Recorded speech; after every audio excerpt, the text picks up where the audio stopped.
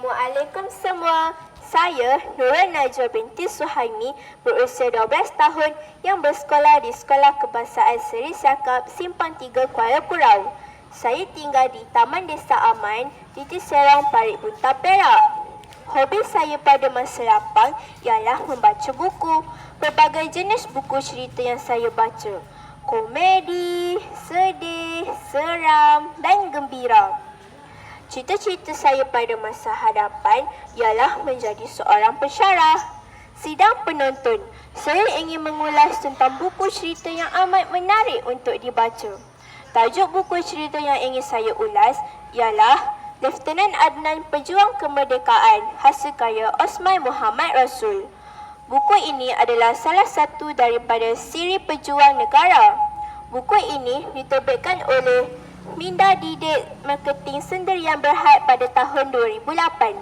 Buku ini mengandungi 44 muka surat dan berharga RM12.25.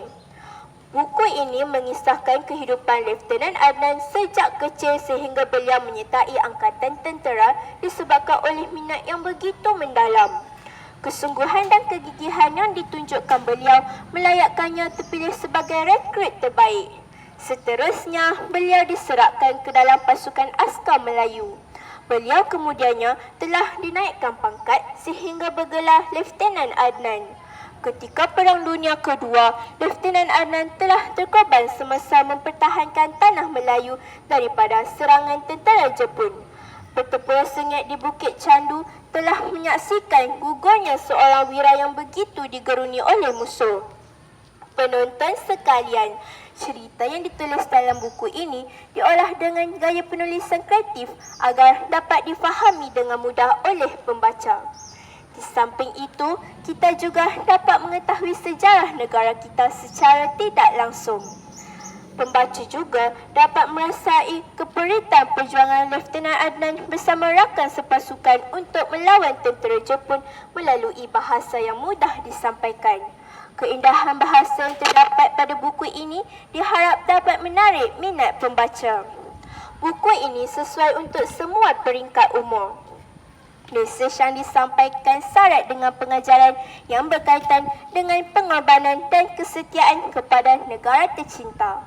Melalui pembacaan buku ini diharap dapat menyemai dan memupuk semangat cintakan negara di kalangan generasi muda. Bagi rakyat negara Malaysia, sememangnya nama Lieutenant Adnan tetap menjadi ingatan sebagai wira tanah air di atas keberaniannya. Beliau telah gugur di medan perang dalam usia yang muda, namun jasanya amat besar kepada negara kita. Semoga Lieutenant Adnan terus dikenang dan menjadi contoh kepada generasi yang akan datang.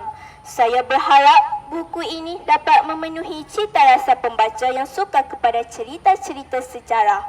Sekian, terima kasih.